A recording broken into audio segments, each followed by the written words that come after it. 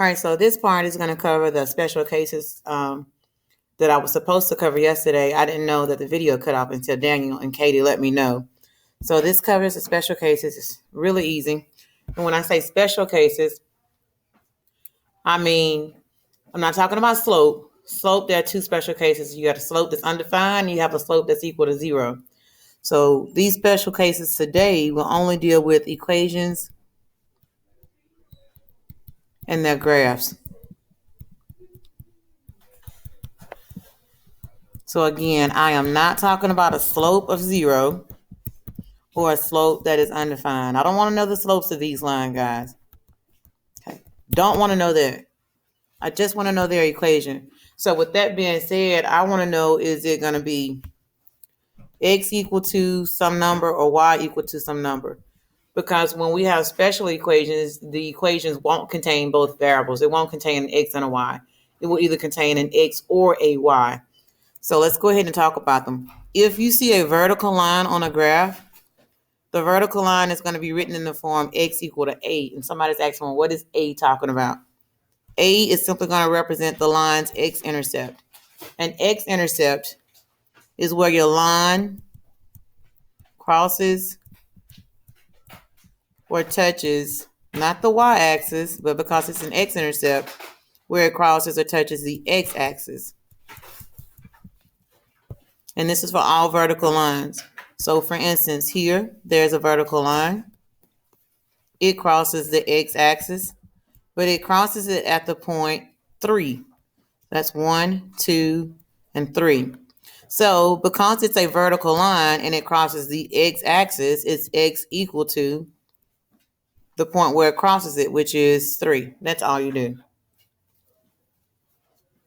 All right, let's take a look at the horizontal lines.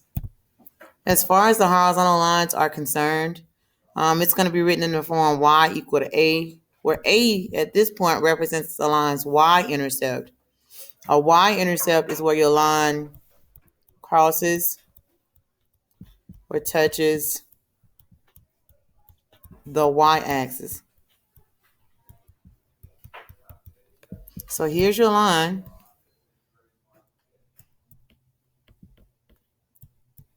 There's your line. And you can see it is horizontal. And it does cross the y-axis. And it crosses at this point, which is -1.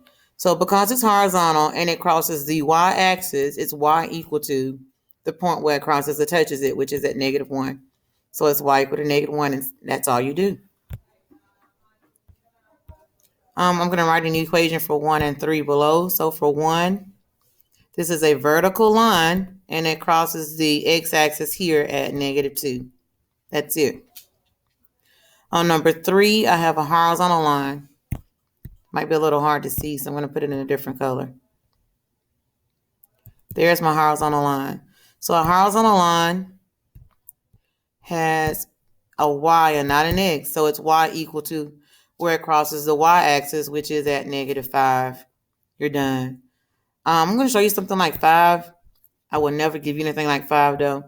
It's hard to see the line that's drawn on the graph because the line is actually drawn on top of the y-axis. It's here. So that would be a vertical line. So it would be x equal to where it crosses the x-axis, which is dead at 0. But I won't give you anything like that. So yesterday I told you all to make sure you did, I think it was 5 through 12 to finish up the notes, and number 14. So that was 9 problems.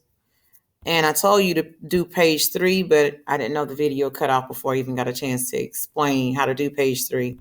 So today what you're going to do is make sure that 5 through 12 is finished, number 14 is finished, and you're going to go back and do 2, 4, and 6, which is what should have been done yesterday.